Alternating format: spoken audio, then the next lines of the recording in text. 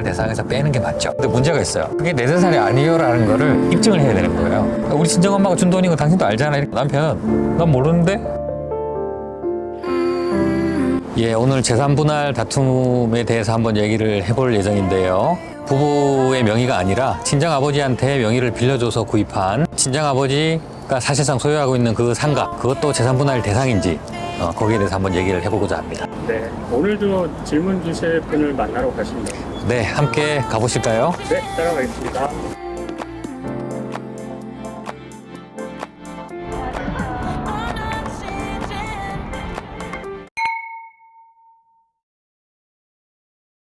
블로그 사례 요약 부탁드릴게요. 재산 분할 관련한 사례인데요.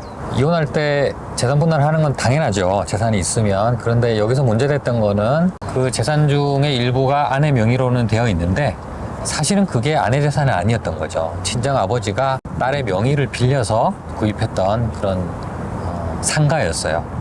근데 이제 이혼하게 되니까 이제 남편이 그 아버지 재산인데 그것도 재산 분할해야 된다. 이제 이렇게 주장했던 사례였어요. 저도 어머니가 비과세 혜택으로 제 명의를 빌려서 저축을 하시는데요. 이런 부분도 재산 분할 대상이 되는지요? 재산 분할 대상이 안 되는 게 맞는데 일단은 재산 분할 대상으로 봅니다. 위험하겠죠? 네. 엄마 재산 관리하고 있었는데 갑자기 뜻하지 않게 갑자기 이혼할 때가 되니까 그거를 이제 남편한테 분할을 해줘야 된다. 이런 상황이 생기는 거죠. 그게 왜 그러냐면 일단 명의가 남편이나 아내 명의로 되어 있으면 부부 재산으로 보거든요. 그래서 원칙적으로 그냥 부부 재산으로 되어 있으면 나누라는 게 그게 원칙이고, 뒤에는 속사정이 따로 있잖아요.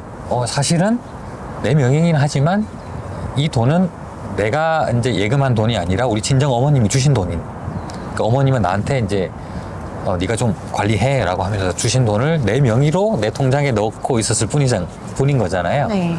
그거는 사실 이제 부부가 협력해서 이룬 재산은 아니거든요. 네, 그러면 재산 분할 제도의 취지가 부부가 공동으로 노력해서 이룩한 재산은 나눠라, 그건데 그 예금은 친정엄마 돈이지 부부가 공동으로 노력해서 이룬 재산은 아니잖아요. 그러면 결국은 분할 대상에서 빼는 게 맞죠. 근데 문제가 있어요. 그게 내 재산이 아니요라는 거를 그 딸이 직접 입증을 해야 되는 거예요. 남편은 당신도 그거 알잖아, 이렇게 아내가 남편한테 우리 친정엄마가 준 돈인 거 당신도 알잖아 이렇게 얘기해도 남편은 난 모르는데? 난 모르니 네가 이렇게 얘기하거든. 다 알고 있어도. 네. 그러니까 이제 그걸 이제 입증을 해야 되는데 딸 입장에서는 이제 환장을 노리시죠. 다 알고 있는 건데 증거가 없을 수도 있거든요. 왜냐하면 친정엄마가 나한테 이 돈을 네 통장에 넣어라라고 하면서 계좌로 보내줬으면 계좌 이체 내역이라도 있는데 뭐 세금 문제나 아니면 다른 여러 가지 문제로 인해서 그 근거를 안 남기려고 현금으로 주신 경우도 있어요. 그러면 그냥 그 아내 통장에는 현금이 얼마가 입금이 됐을 뿐이고 이 돈이 엄마한테서 왔다는 증거가 없는 거예요. 그러면 그거를 아무리 이건 엄마 돈이니까 빼야 됩니다 이렇게 얘기해도 입증을 못해서 결국은 분할해야 될 수도 있는 거죠. 블로그 사례처럼 친정 혹은 본가 부모님께 명의를 빌려드린 그 생긴 재산에 대해서 이혼 시 재산 분할의 대상이 되지 않게 하려면 어떻게 해야 하는지요? 예, 일단은 부부 명의로 된 재산은 나누는 게 원칙이라고 제가 말씀드렸잖아요. 그러니까 다른 사람 명의로 재산을 맡아주면 그거는 분할 대상으로 들어가는 게 원칙이기 때문에 조심하셔야 돼요. 다른 사람 재산을 내 명의로 맡아주는 거, 다른 사람이 나한테 그 재산을 명의 신탁했다 이렇게 얘기를 하는데 그 명의를 함부로 빌려주면 안 되겠죠. 그래서 어떤 일이 생길지 모르기 때문에 블로그 사례처럼 어쩔 수 없이 이제 내 명의로 된 재산인데 그 상가였죠. 아버지가 실제로 샀지만 내 명의로 되어 있는 상가, 그거를 분할 대상에서 빼려면 그 상가가 내게 아니라는 걸 그 아내가 직접 입증을 해야 되거든요. 뭘로 입증하냐? 뭐 증거 자료가 딱 정해진 건 아니지만 그래도 이거 실제 소유자는 우리 아버지예요, 친정 아버지 겁니다 라고 누구라도 납득할 수 있는 자료, 그걸 내면 되는데 뭐 몇 가지 예를 들어 볼 수 있죠. 상가 매매 계약을 체결할 때 누가 부동산 중개업소에 방문해서 이제 계약을 체결했는가? 보통은 아버지가 직접 가서 딸 도장 가지고 이렇게 가서 아버지가 하거든요.